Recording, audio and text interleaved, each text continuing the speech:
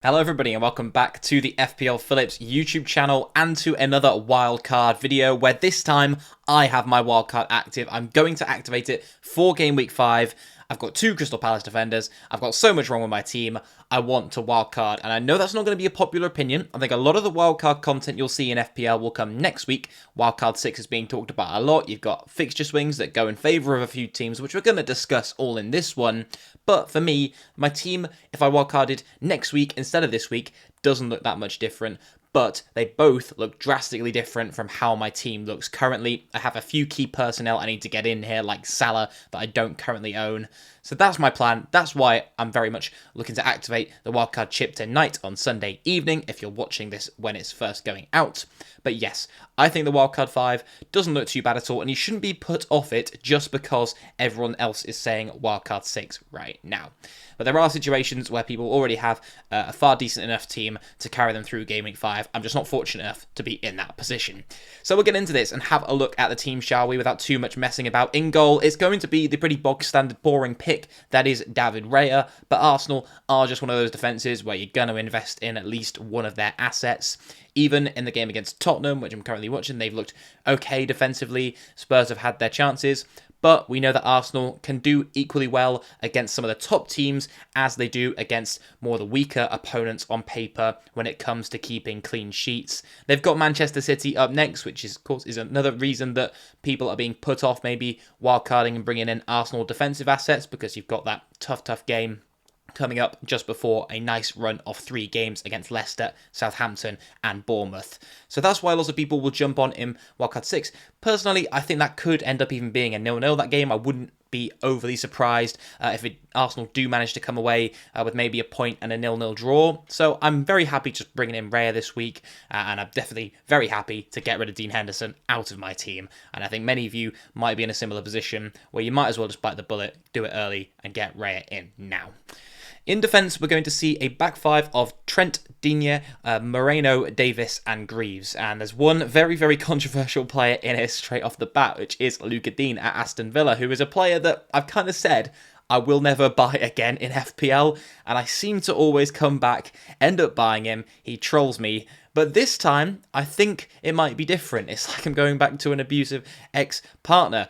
I think the 0.5 XA per 90 is just too good to ignore. It is way above the rest of the competition at that price point at only 4.6 million. Villa have some nice fixtures coming up, Wolves and Ipswich in the next 2 games. I think it is just maybe that point where we jump on some of the Villa assets. They've got good odds for both clean sheets and for attacking returns.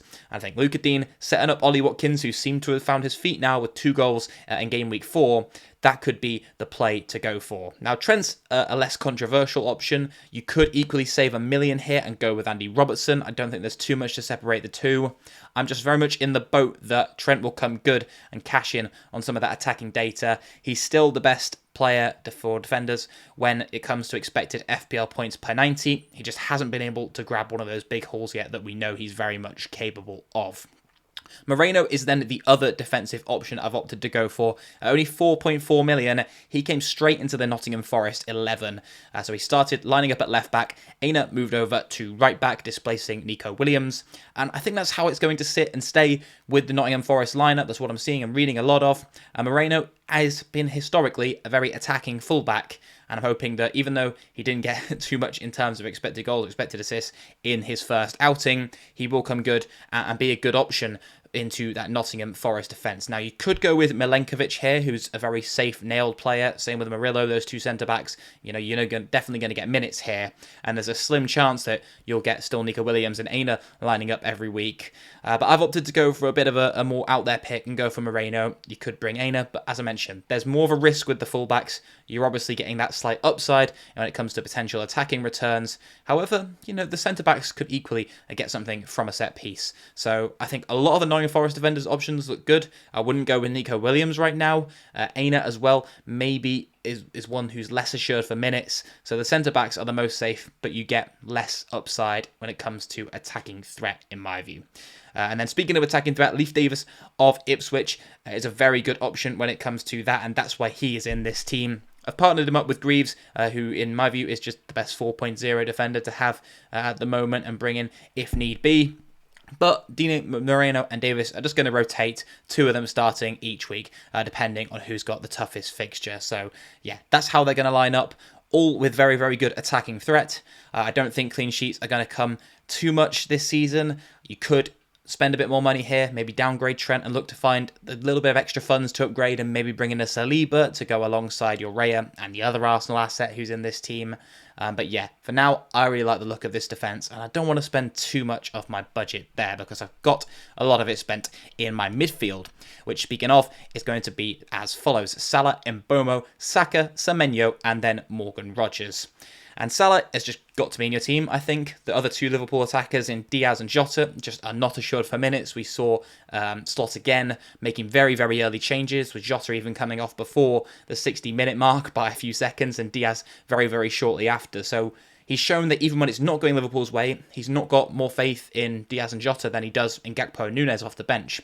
And those subs can happen as early as the 60-minute mark now, as late as about the 80-minute mark. So you're definitely sacrificing minutes by picking up Diaz and Jota, or just one of the two, instead of going for Mo Salah, as well as penalties and all those other things, and Salah just being a brilliant FPL asset. So I think the optimal triple up would be Salah, Trent, and then Robertson, if you can add him in.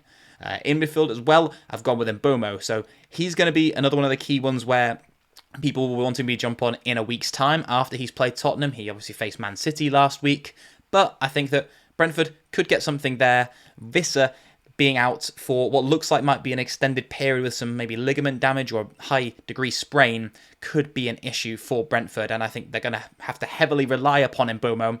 It just probably will hurt his returns, I imagine. Visser will be getting goals. They have got capable options to come in. Maybe Mbeumo will rely upon even more, and that will result in more goals for him and more assists for him. But hopefully Brentford can continue some decent form, and I do want this man in my team. It was very much between him and Eze, but now with Eze not being assured the penalties and the Crystal Palace fixtures not looking too promising, I think Mbeumo is just the standout option there. And then Bukayo Saka, who, as I'm watching the Arsenal-Spurs game, should have had a return or two already if Martinelli knew how to pass the ball. I think Saka is just still the play. I think Arsenal are still going to do well, despite missing Odegaard for a little bit. Rice will be back from suspension soon, just in time for the nice fixtures. So holding him, starting him through this Man City game, which, as we mentioned before, is going to be tough and going to be a challenge. But I think I do just want him in my team still for when those nice fixtures do come. And then Semenyo is the one where we're going to have a bit of a comparison between him and some of the other players around this price bracket. 5.6 million for Semenyo. Here are the other options that I am looking at. So we've got Smith Rowe, who I currently own, Minte, and McNeil. And so I think this might be the bracket where this player could change. I've shown you guys kind of in this graphic representing how I will look at players, the stats I will look at, the data I will look at before making a decision on in combining that with kind of my eye test and overall viewing from match of the day and games that I've watched. So you can see the average minutes go in favour of Semenyo and McNeil, both getting 90 apiece. Smith Rowe was hooked early in Game Week 1 against Manchester United, I recall. Minte equally had a concussion substitution one time, so there's been issues around injuries there, so these minutes might be a little bit lower on average, but over the first 4 game weeks, they're not getting as many minutes, and they're more likely to be hooked early than McNeil and Semenyo. In terms of expected FPL points per 90, it is Smith Rowe leading the way there with 6.35, and he's actually on the highest FPL points per 90 as well, which we kind of know him to be. He's an outscorer of his expected data rather than an underscorer and someone who fails to live up to what they should be getting in terms of points data speaking. So Smith Rowe, I think, maybe even is undersold a little bit, despite already being in first for that category. Semenyo in second, with Minte and McNeil a little bit down in there. But obviously fixtures come into a part of that. 4 game weeks of data is still a relatively small sample size. I'd want maybe at least 5 or 6 before saying anything firm. So Smith Rowe and Semenyo definitely leading the way there, though, with Semenyo getting a lot of shooting chances in particular. And that's reflected in his expected goals, which come in at 0.43 per 90, way ahead of all the other 3. But where he's let down is in the expected assists, and where a player like McNeil shines through with 0.85 expected assists per 90 for the Everton player.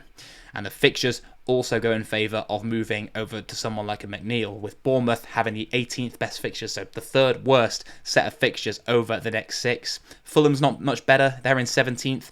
Brighton very much mid-table and 12th, but Everton with the 4th best attacking fixture run over the next 6 games according to Fantasy Football Fix, which is interesting. And that puts him first for expected points over the next 3, courtesy of FPL Review. That is 10.9, 10.4 for Semenyo, 10.3 for Minte, and Smith Rowe on 8.6 down there. So yeah, the statistics from the 24-25 season so far.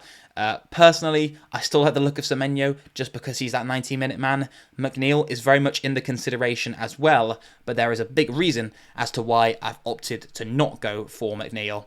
And it is to do with the forward line, which includes Dominic Calvert-Lewin. So he's a much more budget-friendly option than going for McNeil and, say, a Watkins up front. You're saving a lot of money by having, a partnership of Calvert-Lewin and someone else. And I'm just not willing and able to kind of double up on that Everton attack. I don't feel confident enough. As much as they love to seem to be scoring 2 goals plus in a game at the moment and then bottling the lead, I'm not going to be relying on them to do that every week, and I think maybe things will change and Everton aren't going to score as many goals as they have been doing.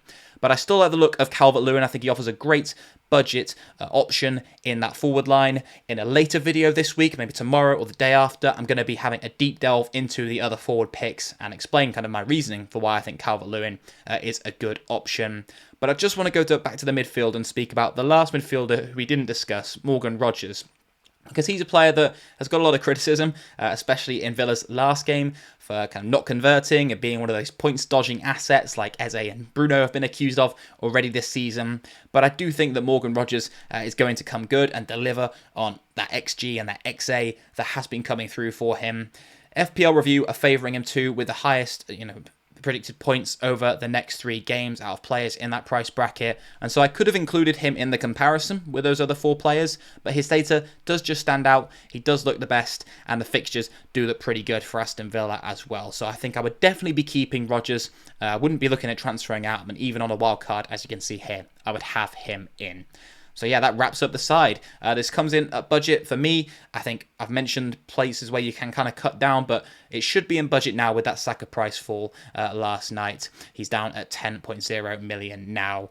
So yeah, this team's looking very good to me. I'm probably going to wildcard to it. Let me know what you guys would be on if you were on a wildcard right now. If you are new around here and haven't seen any of my content before, then make sure to hit that subscribe button. And if you did enjoy this video as well, you know what I'm going to say, please leave a like on it.